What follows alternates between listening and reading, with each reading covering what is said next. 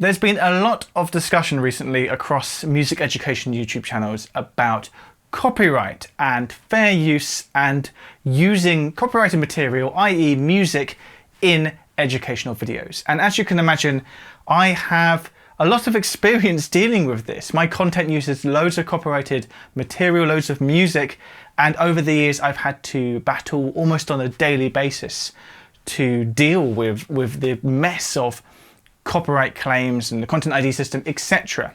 So, you know, after seeing the struggle that people like Rick Beato have been having and other creators who make educational content about music, I wanted to share what I've learned about this system, how it works, sort of share with you some tips and tricks about how I deal with it and how I'm in a place now where most of my videos are monetized. They're not demonetized. I do earn money from them, but it is at a cost, and it is also a constant battle with an ever-changing battlefield.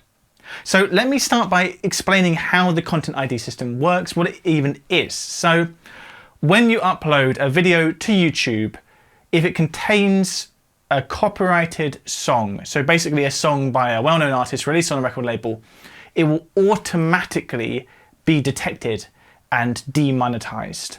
And this is before you've even released it. You know, you've uploaded it, but you've not published it. It's automatically been spotted that there is copyrighted material on there, and it's been demonetized, and the money is now being funneled to the copyright holder, right? And in usual YouTubing, you know, outside of the world of educational YouTube, this makes sense, right? If someone used your song as like background music or just kind of like as a feature in a video, you'd feel like you deserve some sort of reimbursement for that, right? But with educational content, there's this concept, this doctrine known as fair use or fair dealings, where you can use short, selective clips of copyrighted material in an educational setting without getting permission. You can do that and you can still earn money from it, right? The problem is YouTube doesn't know that when you upload it, so you have to effectively tell them. So that's the next step. We've received this copyright claim on our video. We've not released it yet, but if we do release it, it's going to be demonetized. So what we do is we go on to the menu and we choose dispute. And this is something I didn't do for years. Much like what Rick Beato has been discussing in his recent videos, where he, for years, just kind of accepted that he would get demonetized and just thought, well, at least I'm not getting blocked. I can still have the videos out there. I'll just, you know, make money through other means. I was the same. When I first started my channel, you know, the content I wanted to make had to involve using copyrighted clips of music. And I quickly found that I couldn't monetize it. And I didn't know that I could do much about it. I knew that there was this dispute function here on YouTube, but the language they use, you know, YouTube uses when you're filing the dispute is very scary. Your channel could be terminated if you abuse this tool, if you file a fraudulent claim. So it makes you feel like, okay, I'm not going to worry about that. I'm just going to earn some money maybe through Patreon, through sponsorships, make the channel make ends meet somehow other way. But, you know, after a few years and in a few videos getting quite a lot of views, I was thinking, you know, I'm leaving a lot of money on the table here for videos where surely I should be allowed to use these clips. This is fair use. These are educational videos and I should be allowed to use the copyrighted material and monetize the video. So I actually reached out to another music educational YouTuber, Charles Cornell, who you may have watched on YouTube, fantastic guy. I reached out to him and basically said, do you have any experience or advice on how to deal with these copyright claims? And Charles very kindly suggested having a video call. We chatted. He explained to me how he files these disputes, and he revealed to me what I never knew, which is that there's no risk in filing a dispute. Despite the sort of scary language about channel being terminated, you can file disputes and the worst possible outcome is you'll be back where you started. So you should always dispute. You should dispute every claim you get, even if you're not completely sure that it's fair use. Nothing bad's going to happen. As long as you're not literally, abusing the system, as long as it's done in good faith, there's no bad repercussions at all. You won't get a copyright strike, your channel won't get taken down, the video won't get taken down. So you should always try it. So let's talk about dispute. What happens when you dispute a copyright claim? Well, you get given an opportunity to explain why you think you shouldn't have your video demonetized. Maybe, as we're talking about, it's fair use because it's educational, but there could be other reasons, like it's in the public domain, or you actually have a license to use it, or maybe even the Content ID system's made a mistake and actually the thing it's identified as copyrighted material isn't copyrighted material. But you fill in this box your reasoning. And later in this video, I'll discuss a bit about what sort of things I put in these boxes. But anyway, you fill that in, you send it off, and the copyright holder now has 30 days to respond. If they don't respond within that window, then good news, you automatically win.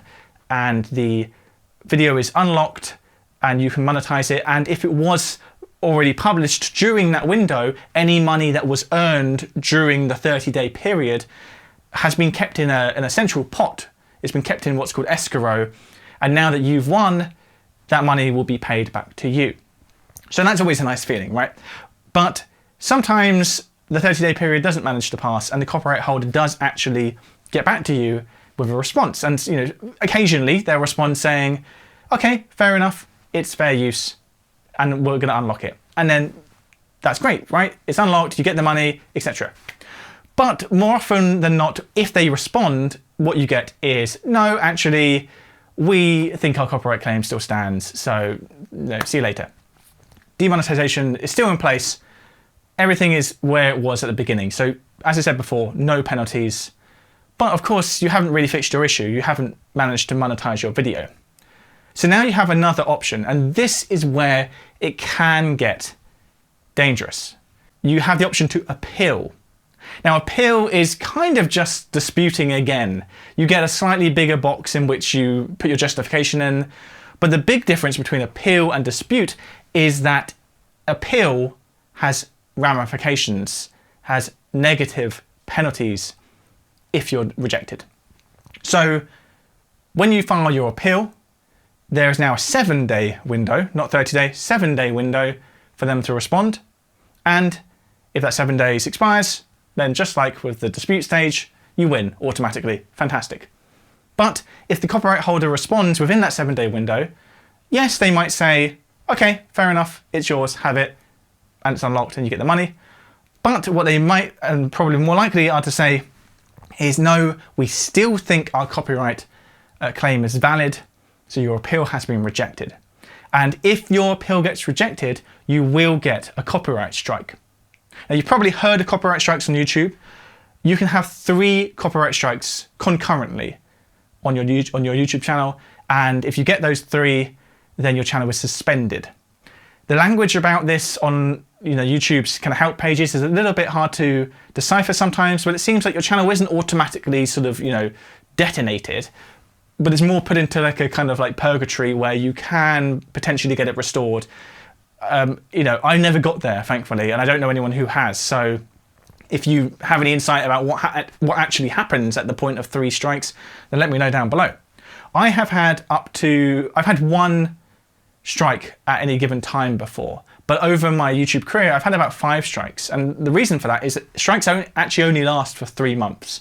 If you get given a copyright strike, you can kind of just wait it out, and 3 months later, it will go away, which is what happened to me with my very first strike. But another thing you can do if you get a strike is when you get issued the strike, there's a email address you get given of the person, the correspondent at the copyright holder who issued you the strike, who rejected your appeal. So you can actually email them personally and say, hey, I'm just the guy in a bedroom making YouTube videos, educational content. This is my livelihood. The channel is very important to me. Please, will you consider revoking the copyright strike? And I've done that before. And sometimes they don't get back to you, but sometimes they do. And I've actually had it where I've emailed them, and basically it seems to be that if you are a copyright holder and someone files an appeal I'm talking about the other side of things now, the record label's job. They can't reject your appeal without also issuing you a copyright strike. So they may not actually really want to do that, but they kind of have to. So if you email them and say, hey, please can you not do that, they might actually take pity and undo the copyright strike and take the video back to being online but demonetized, right? So where we were right at the beginning of this whole process. So as you can see from that long explanation, there's multiple steps, multiple things that can happen, and it's complicated and messy and takes a bit of getting used to. But as I said, the main takeaway is the dispute stage, no danger, always dispute. The appeal stage, proceed with caution. And what I tend to do personally is make a decision based on how much money is in the pot. So although this can all happen before you even release the video, typically, I can't wait 30 days for a dispute, then 7 days for an appeal. I'm not making my videos that far in advance. So I have to upload the video despite the fact it already has a copyright claim on it, and all of the money is going into this pot in the middle, this escrow pot, which I may or may not win at a later date. So during the course of this dispute, or during the course of the 30 days and then the 7 days of the appeal, my video's been getting views. And that corresponds, correlates to earnings. So if the video has been doing really well, that means there's more money in that pot and therefore more incentive for me to try my luck with an appeal. And if the video hasn't done that well, views wise, then there may not be much money left in that pot to win. So even though I may be reasonably confident that I could win the appeal because I think it's fair use, I may not risk it because it's for a smaller amount of money. And you may be thinking, well, what's the risk? If it is fair use and it's fair use, then where is this risk coming from? Why are they even rejecting these appeals? And that's the thing. It's like fair use is a fluffy concept, and there isn't really a precedent for how much of a song you can use in a YouTube educational video whilst remaining in fair use. Now, the general rule of thumb is you've used a short select clip. You've used as much as you need and no more. Hard to define, right? And the bottom line is the record label or the copyright holder has the final say on this. After the appeal and you get the copyright strike, you do have another option. By this point, you're genuinely getting to the point, apparently, of maybe going to court, maybe having to defend this, maybe having to pay legal fees. And, me personally, although there might be occasions where I'm leaving, a good few £1,000s on the table, I'm not sure it's worth it for one video to keep pushing and try and sort of see whether I was right about it being fair use, or whether actually maybe I'm not right. Maybe my use on this occasion went slightly beyond what fair use is. It's very hard to tell. Each video is different, right? You're using different amounts of songs, you're using different songs, you're teaching different lessons. How much is acceptable to use? It's kind of anyone's guess. But the good news is that often disputes and appeals are successful. Even though you have to go through this whole rigmarole of filing them and the risk of the copyright strike, everything, in my experience, most of the time you win. Or at the very least, they don't respond within the 30-day or the 7-day window, and then you win by default. So the majority of my videos are not demonetized. But part of that is almost like preempting these things, being more selective about what clips you put in the video, and ultimately, unfortunately, using less clips in the video than you would have used if you weren't trying to dance around the Content ID system. So as you may have noticed in my videos, I sometimes use cover versions or recreations that I've made or live versions to avoid getting detected by the Content ID system, because the Content ID system works where the copyright holders, the record labels, the publishers, have uploaded their catalogs to this server, and then the Content ID system looks for those bits of music, of content. But if you upload a different version, like a live version or a cover version, it probably won't detect it. Now the Content ID system is quite sophisticated, and it can actually identify the melody. It can identify covers, particularly if you've used the lyrics, because it knows what you're saying in the video, right? That's how the automatic subtitles work.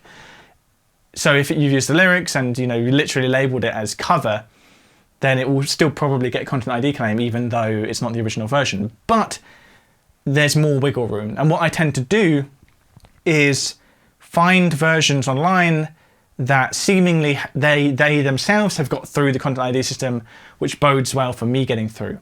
And what I can do is upload versions but not publish them, and kind of test, see if I get through the Content ID system. And often I have to re-edit a video 6, 7, 8 times, making small adjustments, maybe swapping in one cover version for another, maybe swapping in creating a recreation of a song rather than using the original, until I get a version that can get through online. It's a whole mess, right? Also, another tip I would give is, even if you are going to use the real version of a song, if you only use 7 seconds or less, then typically it gets past the Content ID system.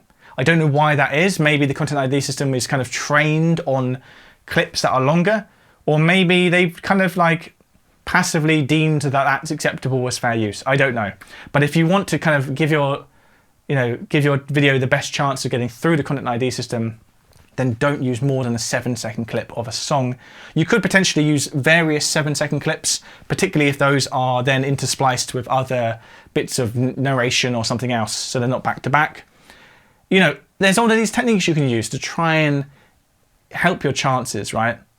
But then there are also times when I think, sod it, this video, if I'm doing an analysis video of a song, I'm going to have to play loads of clips from the song. I'm going to have to play the song to talk about the song. So I don't bother doing this whole dance with the cover versions and the recreations. I just use the song and then fight the battle afterwards.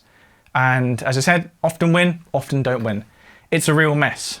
Now, another element to this already very complicated system is that although the Content ID system, this automated system, is the main way you will get copyright claims, copyright holders can also manually find your video and identify, oh, like that song is in our catalogue, and then manually issue a copyright claim on it. Of course, this can only happen once the video has been published. So you can do everything you can to get a version of the video that gets through the Content ID system, gets through the automated system, and is all good to go, publish it, and then after publishing, some guy comes in who sat in an office somewhere and manually gives you a copyright claim that you couldn't have foreseen before. And this happens to me a lot. There was actually a time where I swear whoever issues the copyright claims was subscribed to my channel and had the bell rang so they got notifications, because I'd upload and then within like half an hour consistently I'd get a manual copyright claim. So they must have been paying attention. But interestingly, that for now, touch wood, has seemingly stopped. So there's often sort of no rhyme or reason to these copyright claims. You often get a massive wave, as people like Rick Beato have been discussing recently, where it seems like you're genuinely getting targeted, and then you seem to coast along for a while and not get any at all. It's mad, it's crazy. And as Rick discussed in his recent video, because you can get a copyright claim automatically and also manually, there can be times where you get a copyright claim automatically, maybe for using Here, There and Everywhere by the Beatles.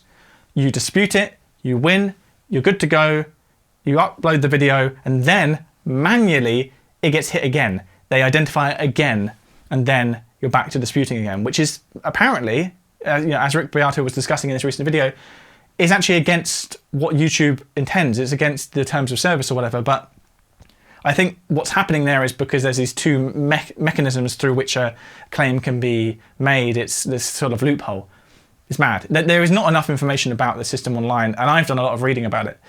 But the last thing I'll share with you is what sort of stuff I put in the boxes when I dispute an appeal. I also sometimes wonder whether they even bother reading the content of these boxes, or whether it's just sort of a case of some people, some have a policy, a blanket policy to say no, some have a blanket policy to say yes. I don't know. But typically, the justifications for fair use come down to whether it was transformative, whether your use of the copyrighted material is different from the intended use of it. So the original use of a song is entertainment, right? Listening. But if you use a very short clip sandwiched between narration that's directly commenting on it, and you've got notation on screen and you're pointing arrows at stuff, that's obviously transformed the use from entertainment to education. So that means that it should be fair use. It's important though that you've only used a limited amount of the song. You can't really use the whole song and claim it's fair use unless you're kind of pausing every 10 to 15 seconds and then commenting on something, right? I also make arguments in these boxes about that I'm not detracting from the market value of that music because I'm not offering an alternative to listening to it. You know, people aren't watching my video instead of buying the record or listening to it on Spotify. And I also throw in the point that I'm probably introducing the music to new audiences, which probably doesn't actually contribute to whether it's fair use or not, but hopefully kind of sweetens the deal. I don't know. I usually explicitly say how many seconds or bars of the music I've used to try and really hit home how small the usage is, and try and justify best I can why I needed to use that much. So for example, in the series I did about odd time signatures, I often had copyright claims because I used quite long clips, because if you're talking about a song that's in 17/4, it's going to take quite a long time to play just 4 bars of that music because each bar is 17 beats long, right? So because of the subject matter, because of what I'm actually discussing, I had to play longer clips because you can't be expected to latch onto this odd time signature without hearing at least a couple of bars, right, of the music. So I basically made this justification and it seemed to work. In all of those time signature videos I did, despite the fact that I've often used long clips of the real songs, are not demonetized.